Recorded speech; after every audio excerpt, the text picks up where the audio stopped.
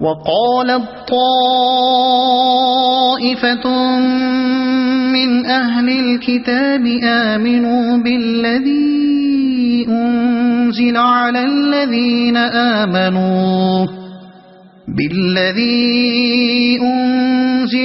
الذين آمنوا وجه النهار واكفروا آخره لعلهم يرجعون۔ اہل کتاب میں سے ایک گروہ کہتا ہے کہ اس نبی کے ماننے والوں پر جو کچھ نازل ہوا ہے اس پر صبح ایمان لاؤ اور شام کو اس سے انکار کر دو، شاید اس ترکیب سے یہ لوگ اپنے ایمان سے پھر جائیں۔ یہ ان چالوں میں سے ایک چال تھی جو اطراف مدینہ کے رہنے والے یہودیوں کے لیڈر اور مذہبی پیشوا اسلام کی دعوت کو کمزور کرنے کے لیے چلتے رہتے۔ انہوں نے مسلمانوں کو بددل کرنے اور نبی صلی اللہ علیہ وسلم سے عامہ خلائق کو بدگمان کرنے کے لیے خفیہ طور پر آدمیوں کو تیار کر کے بھیجنا شروع کیا تاکہ پہلے علانیہ اسلام قبول کریں پھر مرتد ہو جائیں، پھر جگہ جگہ لوگوں میں یہ مشہور کرتے پھریں کہ ہم نے اسلام میں اور مسلمانوں میں اور ان کے پیغمبر میں یہ اور یہ خرابیاں دیکھی ہیں، تبھی تو ہم ان سے الگ ہو گئے۔ وَلَا تُؤْمِنُوا إِلَّا لِمَن تَبِعَ دِينَكُمْ قُلْ إِنَّ الْهُدَى هُدَى اللَّهِ أَن يُؤْتَى أَحَدٌ مِثْلَ مَا أُوتِيتُمْ أَوْ يُحَاجُّوكُمْ عِندَ رَبِّكُمْ قُلْ إِنَّ الْفَضْلَ بِيَدِ اللَّهِ يُؤْتِيهِ مَن يَشَاءُ وَاللَّهُ وَاسِعٌ عَلِيمٌ يَخْتَصُّ بِرَحْمَتِهِ مَن يَشَاءُ وَاللَّهُ ذُو الْفَضْلِ الْعَظِيمِ۔ نیز یہ لوگ آپس میں کہتے ہیں کہ اپنے مذہب والے کے سوا کسی کی بات نہ مانو۔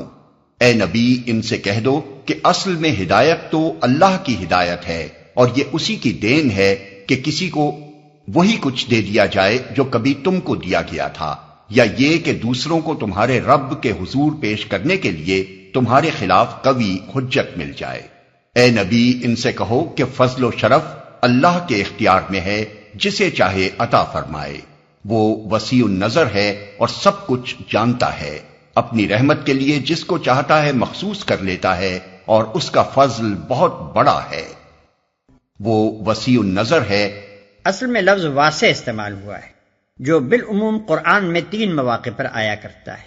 ایک وہ موقع جہاں انسانوں کے کسی گروہ کی تنگ خیالی و تنگ نظری کا ذکر آتا ہے اور اسے اس حقیقت پر متنبہ کرنے کی ضرورت پیش آتی ہے کہ اللہ تمہاری طرح تنگ نظر نہیں۔ دوسرا وہ موقع جہاں کسی کے بخل اور تنگ دلی اور کم حوصلگی پر ملامت کرتے ہوئے یہ بتانا ہوتا ہے کہ اللہ فراخ دست ہے، تمہاری طرح بخیل نہیں ہے۔ تیسرا وہ موقع جہاں لوگ اپنے تخیل کی تنگی کے سبب سے اللہ کی طرف کسی قسم کی محدودیت منسوب کرتے ہیں اور انہیں یہ بتانا ہوتا ہے کہ اللہ غیر محدود ہے اور سب کچھ جانتا ہے، یعنی اللہ کو معلوم ہے کہ کون فضل و شرف کا مستحق ہے۔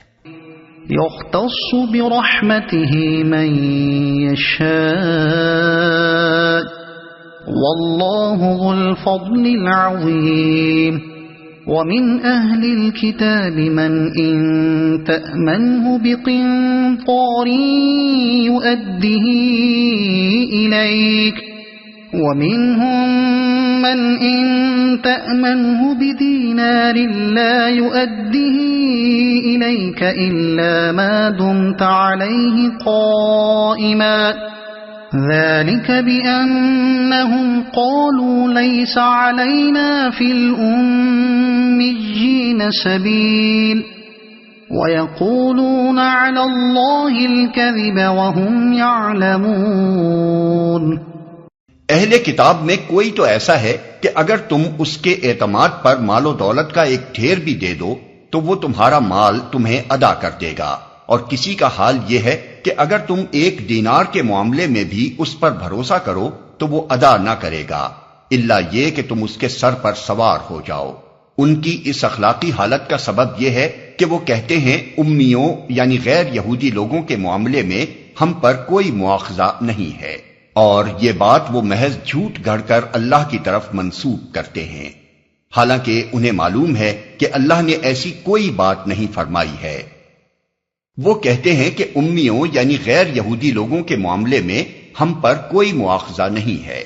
یہ محض یہودی عوام ہی کا جاہلانہ خیال نہ تھا، بلکہ ان کے ہاں کی مذہبی تعلیم بھی یہی کچھ تھی، اور ان کے بڑے بڑے مذہبی پیشواؤں کے فقہی احکام ایسے ہی تھے۔ بائبل قرض اور سود کے احکام میں اسرائیلی اور غیر اسرائیلی کے درمیان صاف تفریق کرتی ہے۔ استثناء باب 15 آیت 1 اور 3، باب 23 آیت 20۔ تلمود میں کہا گیا ہے کہ اگر اسرائیلی کا بیل کسی غیر اسرائیلی کے بیل کو زخمی کر دے تو اس پر کوئی تاوان نہیں، مگر غیر اسرائیلی کا بیل اگر اسرائیلی کے بیل کو زخمی کرے تو اس پر تاوان ہے۔ اگر کسی شخص کو کسی جگہ کوئی گری پڑی چیز ملے تو اسے دیکھنا چاہیے کہ گرد و پیش آبادی کن لوگوں کی ہے۔ اگر اسرائیلیوں کی ہو تو اسے اعلان کرنا چاہیے، غیر اسرائیلیوں کی ہو تو اسے بلا اعلان وہ چیز رکھ لینی چاہیے۔ ربی اشماعیل کہتا ہے اگر امی اور اسرائیلی کا مقدمہ قاضی کے پاس آئے تو قاضی اگر اسرائیلی قانون کے مطابق اپنے مذہبی بھائی کو جتوا سکتا ہو تو اس کے مطابق جتوائے اور کہے کہ یہ ہمارا قانون ہے، اور اگر امیوں کے قانون کے تحت جتوا سکتا ہو تو اس کے تحت جتوائے اور کہے کہ یہ تمہارا قانون ہے، اور اگر دونوں قانون ساتھ نہ دیتے ہوں تو پھر جس ہیلے سے بھی وہ اسرائیلی کو کامیاب کر سکتا ہو کرے۔ ربی شموائل کہتا ہے کہ غیر اسرائیلی کی ہر غلطی سے فائدہ اٹھانا چاہیے۔ تالمودک مسلینی پال آئزک ہرشون، لندن 1880 عیسوی، صفحات 37 210 221۔ بلى من أوفى بعهده واتقى فإن الله يحب المتقين إن الذين يشترون بعهد الله وأيمانهم ثمنا قليلا أولئك لا خلاق لهم في الآخرة ولا يكلمهم الله ولا ينظر إليهم يوم القيامة ولا يزكيهم وَلَهُمْ عَذَابٌ أَلِيمٌ۔ آخر کیوں ان سے باز پرس نہ ہوگی؟ جو بھی اپنے عہد کو پورا کرے گا اور برائی سے بچ کر رہے گا وہ اللہ کا محبوب بنے گا، کیونکہ پرہیزگار لوگ اللہ کو پسند ہیں۔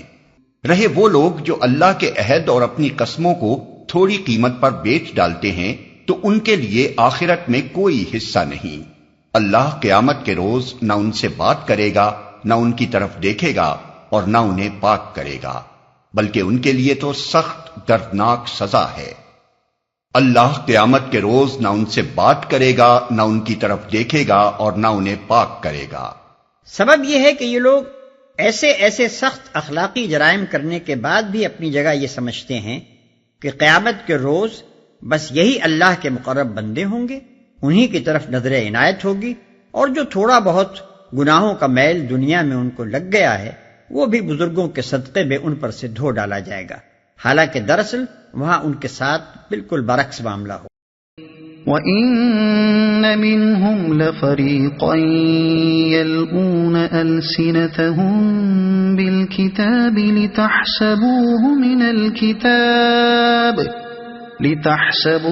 مِنَ الْكِتَابِ وَمَا هُوَ مِنَ الْكِتَابِ وَيَقُولُونَ هُوَ مِنْ عِنْدِ اللَّهِ وَمَا هُوَ مِنْ عِنْدِ اللَّهِ وَيَقُولُونَ عَلَى اللَّهِ الْكَذِبَ وَهُمْ يَعْلَمُونَ۔ ان میں کچھ لوگ ایسے ہیں جو کتاب پڑھتے ہوئے اس طرح زبان کا الٹ پھیر کرتے ہیں کہ تم سمجھو جو کچھ وہ پڑھ رہے ہیں وہ کتاب ہی کی عبارت ہے، حالانکہ وہ کتاب کی عبارت نہیں ہوتی۔ وہ کہتے ہیں کہ یہ جو کچھ ہم پڑھ رہے ہیں یہ خدا کی طرف سے ہے، حالانکہ وہ خدا کی طرف سے نہیں ہوتا۔ وہ جان بوجھ کر جھوٹ بات اللہ کی طرف منسوب کر دیتے ہیں، حالانکہ وہ کتاب کی عبارت نہیں ہوتی۔ اس کا مطلب اگرچہ یہ بھی ہو سکتا ہے کہ وہ کتاب الہی کے معنی میں تحریف کرتے ہیں یا الفاظ کا الٹ پھیر کر کے کچھ سے کچھ مطلب نکالتے ہیں، لیکن اس کا اصل مطلب یہ ہے کہ وہ کتاب کو پڑھتے ہوئے کسی خاص لفظ یا فقرے کو جو ان کے مفاد یا ان کے خود ساختہ عقائد و نظریات کے خلاف پڑھتا ہو، زبان کی گردش سے کچھ کا کچھ بنا دیتے ہیں۔ اس کی نظیریں قرآن کو ماننے والے اہل کتاب میں بھی مفقود نہیں ہیں۔ مثلا بعض لوگ جو نبی کی بشریت کے منکر ہیں، آیت قل انما انا بشر مثلکم میں انما کو انا ما پڑھتے ہیں اور اس کا ترجمہ یوں کرتے ہیں کہ اے نبی کہہ دو کہ تحقیق نہیں ہوں میں بشر تم جیسا۔ ما كان لبشر أن يؤتيه الله الكتاب والحكم والنبوة ثم يقول للناس كونوا عبادا لي من دون الله ولكن كونوا ربانيين بما كنتم تعلمون الكتاب وبما كنتم تدرسون۔ کسی انسان کا یہ کام نہیں ہے کہ اللہ تو اس کو کتاب اور حکم اور نبوت عطا فرمائے اور وہ لوگوں سے کہے کہ اللہ کے بجائے تم میرے بندے بن جاؤ۔ وہ تو یہی کہے گا کہ سچے ربانی بنو، جیسا کہ اس کتاب کی تعلیم کا تقاضا ہے جسے تم پڑھتے اور پڑھاتے ہو۔ وہ تو یہی کہے گا کہ سچے ربانی بنو۔ یہودیوں کے ہاں جو علماء مذہبی عہدیدار ہوتے تھے اور جن کا کام مذہبی امور میں لوگوں کی رہنمائی کرنا اور عبادات کے قیام اور احکام دین کا اجرا کرنا ہوتا تھا، ان کے لیے لفظ ربانی استعمال کیا جاتا تھا، جیسا کہ خود قرآن میں ارشاد ہوا ہے لولا ینہاہم الربانیون والاحبار عن قولہم الاسم واکلہم السحت۔ اس کا ترجمہ ہے ان کے ربانی اور ان کے علماء ان کو گناہ کی باتیں کرنے اور حرام کے بال کھانے سے کیوں نہ روکتے تھے۔ اسی طرح عیسائیوں کے ہاں لفظ ڈیوائن بھی ربانی کا ہی ہم معنی ہے۔ ولا يأمركم أن تتخذوا الملائكة والنبيين أربابا أيأمركم بالكفر بعد إذ أنتم مسلمون۔ وہ تم سے ہرگز یہ نہ کہے گا کہ فرشتوں کو یا پیغمبروں کو اپنا رب بنا لو۔ کیا یہ ممکن ہے کہ ایک نبی تمہیں کفر کا حکم دے جبکہ تم مسلم ہو؟ یہ ان تمام غلط باتوں کی ایک جامع تردید ہے جو دنیا کی مختلف قوموں نے خدا کی طرف سے آئے ہوئے پیغمبروں کی طرف منسوب کر کے اپنی مذہبی کتابوں میں شامل کر دی ہیں، اور جن کی روح سے کوئی پیغمبر یا فرشتہ کسی نہ کسی طرح خدا اور معبود قرار پاتا ہے۔ ان آیات میں یہ قاعدہ کلیہ بتایا گیا ہے کہ ایسی کوئی تعلیم جو اللہ کے سوا کسی اور کی بندگی و پرستش سکھاتی ہو اور کسی بندے کو بندگی کی حد سے بڑھا کر خدائی کے مقام تک لے جاتی ہو، ہرگز کسی پیغمبر کی دی ہوئی تعلیم نہیں ہو سکتی۔ جہاں کسی مذہبی کتاب میں یہ چیز نظر آئے، سمجھ لو کہ یہ گمراہ کن لوگوں کی تحریفات کا نتیجہ ہے۔